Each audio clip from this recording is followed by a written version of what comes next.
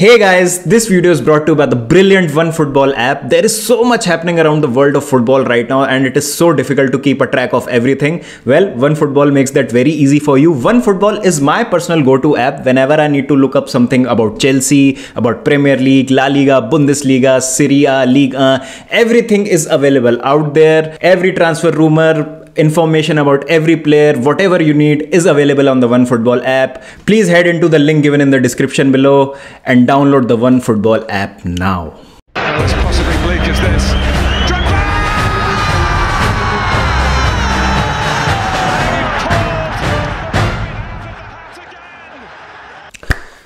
तो 2-3 दिन के अंतराल में फिर से हम मैनचेस्टर सिटी का सामना कर रहे हैं। इस बार FA कप की बारी है और एज अ फ़ैन ये चीज़ आपके लिए बहुत ज़्यादा अच्छी नहीं होती है जब आप बिल्कुल भी होपफुल ना हो किसी गेम में जाते हुए, स्पेशली मैनचेस्टर सिटी के अगेंस्ट। अब देखिए यहाँ पर ना, जब हमने प्रीमियर लीग वाला गेम जब हमने देखा चेल्सी का, तो उसमें हमने यही बात करी थी और मैंने अपने रिव्यू में भी कहा था उस गेम के कि पॉजिटिव्स हैं, कुछ चीज़ें मुझे अच्छी लगी आज के मैच में, बट स्टिल हमको बहुत सारी चीज़ों पे अभी भी काम करना पड़ेगा। हम बहुत ज़्यादा अनलकी रहे हैं इस सीज़न इंजरीज़ को लेके। मतलब ठीक है, एक बात ये थी कि अगर रीस जेम्स को इंजरी हो रही है बार बार तो उसमें हमारी मेडिकल स्टाफ की गलती है। मेडिकल स्टाफ पे भी मैं आऊँगा थोड़ी देर में। लेकिन जब इतने सारे प्लेयर्स को आपकी इंजरी हो जाए तो आपको फिर वहाँ पर बेनिफिट ऑफ डाउट देना ही पड़ता है टीम को और प्लेयर्स को और पूरे मैनेजर को, पूरे सेटअप को, कि अगर मैनेजर के पास पूरी हेल्दी टीम ही नहीं है तो वो क्या कर सकते हैं। अब यहाँ पर देखिए आज के मैच में स्टर्लिंग बाहर है, माउंट बाहर है, पुलिसिक बाहर है, रीस जेम्स, कांटे और फोफाना तो बाहर है ही, फिर चिलवेल की हम बात करें वो बाहर है, मेंडी का भी अभी ऑपरेशन हुआ है, उनकी एक फिंगर को जो इंजरी हुई थी उसका, बहुत सारे प्लेयर बाहर है। तो बार बार जो है रिस्पॉन्सिबिलिटी थियागो सिल्वा और जो हमारे काय हैवर्ट्स और एक दो जो प्लेयर है जो कोवाचिच हैं, ज़कारिया का जो है एक बहुत अच्छा भी इस तक स्टार्ट रहा है जो रीस्टार्ट हुआ है सीज़न का, तो ज़कारिया की उसमें परफॉर्मेंसेस बहुत अच्छी रही। तो 2-3 प्लेयर्स पे ही हम डिपेंडेंट है, बाकी प्लेयर्स ने कुछ ज़्यादा ऐसा खास किया नहीं है। और तो यहाँ पर मेरे हिसाब से ग्रैहम पॉटर के पास मौका है, यंगस्टर्स के पास मौका है दिखाने का कुछ कि वो क्या कर सकते हैं। ज़्यादा उम्मीदें तो मुझे है नहीं। अब जैसे लुइस हॉल जो आए कुकुरेया की जगह पिछले मैच में, उन्होंने दिखाया कि वो कुछ कर सकता है। कार्नी चुक्वामेका का परफॉर्मेंस बहुत अच्छा था।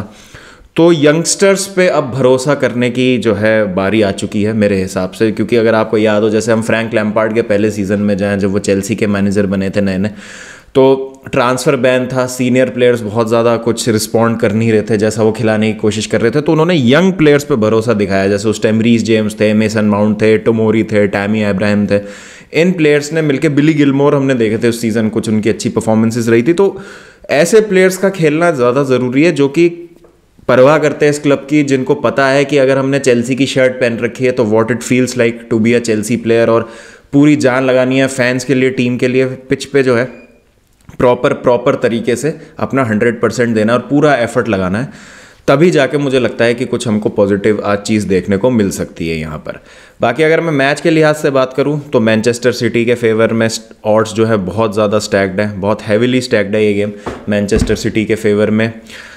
यहाँ पर हमको ये हेडेक है कि क्या हमको खिलाना है, हमको स्टार्ट में क्या खिलाना है, हमको किस तरीके के हम प्लेयर्स फील्ड कर सकते हैं जो हमारी एक फॉरवर्ड लाइन बन जाए। उनको क्या है कि हालैंड और अल्वारेज में से किसको स्टार्ट कराना है, तो उनके चैलेंजेस अलग है, उनकी अलग ही चल रही है। मतलब अगर वो अपनी बी टीम भी खिलाते हैं तो ऑफ द बेंच आप देखिए उस दिन अगर हम बात करें प्रीमियर लीग वाले मैच में, तो महारेज और ग्रिलिश जैसे प्लेयर ऑफ द बेंच आ रहे हैं और हमारी बेंच स्ट्रेंथ ही कुछ नहीं है यहाँ पर। और यहाँ पर देखिए ग्रैहम पॉटर को आप नहीं ब्लेम कर सकते। The only thing that you can look forward two is a positive performance.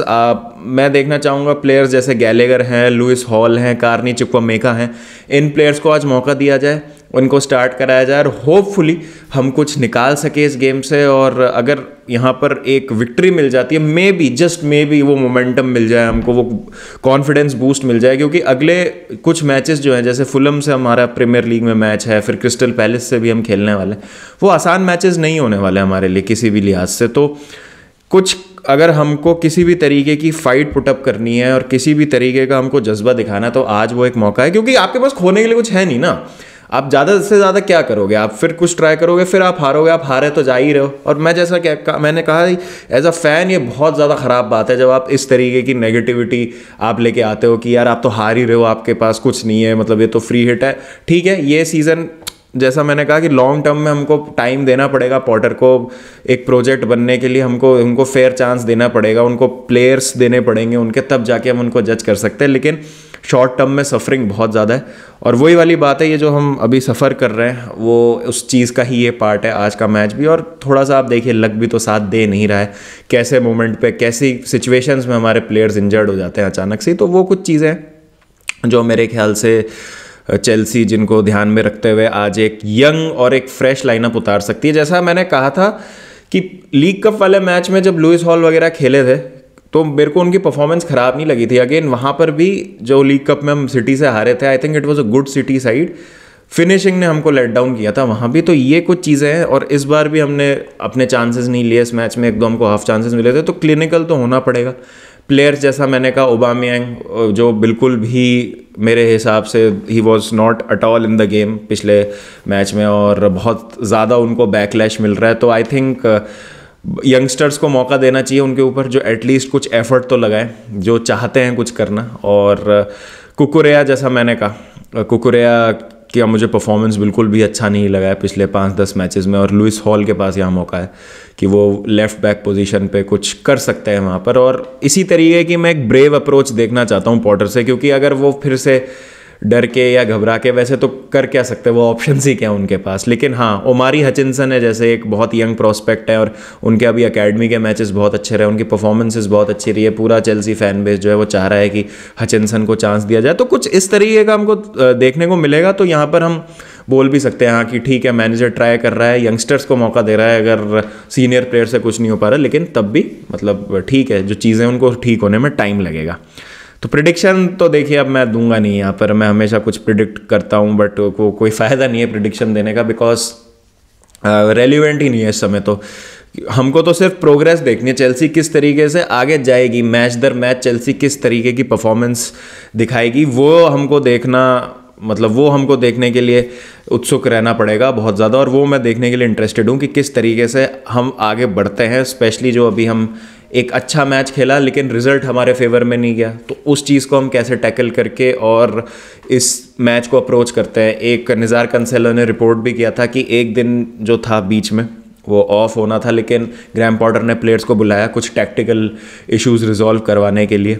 तो देखते हैं क्या होता है। बेनवा बदियाशीले का हमको डेब्यू देखने को मिल सकता है आज, उनकी साइनिंग कंप्लीट हो चुकी है, उन्होंने ट्रेनिंग भी कर ली है क्लब के साथ। तो कुछ चीज़ें हैं, कुछ पॉजिटिव्स हैं, यंगस्टर्स और नई साइनिंग्स में भी जो नई साइनिंग्स आई हैं, एंड्रे सैंटोस आए, अगर उनको टीम में इनकॉर्पोरेट किया जाता है, and maybe if we get the players that we are targeting in this winter transfer window, तो हो सकता है कि कुछ फ्रेशनेस आ जाए, कुछ एनर्जी आ जाए, कुछ एक जो वेनम मिसिंग है हमारी टीम में वो हमको मिल जाए, तो शायद उससे हमारा सीज़न टर्न अराउंड हो जाए। लेकिन ये भी सिर्फ मैं होपफुल होकर ही बोल रहा हूँ, राह बहुत कठिन है आगे की, लेकिन एज फैंस हमको भरोसा करना नहीं छोड़ना चाहिए अपनी टीम पे। और आधा सीज़न भी नहीं हुआ है अभी, और हमने देखे हैं कि टर्न अराउंड्स होते हैं। तो लेट्स होप कि जो प्लेयर्स है रिस्पॉन्सिबिलिटी ले, पॉटर को अपनी 11 समझ आ जाए, जो इंजर्ड है प्लेयर्स वो इंजरी से वापस आ जाए, और प्लेयर्स थोड़ा सा इनिशिएटिव लेना स्टार्ट करें और दिखाएं कि what it is to be a Chelsea player. और जब आपने वो नीली शर्ट पहनी है तो क्या मीन करता है वो आपके लिए। तो आप मुझे बताएं कमेंट सेक्शन में, as Chelsea fans, as neutrals, as City fans, how do you see this game, और क्या लगता है आपको आज क्या होगा। रात को मिलते हैं वॉच अलॉन्ग के साथ। ध्यान रखिए जब तक अपना, take care and don't forget to keep the blue flag flying high.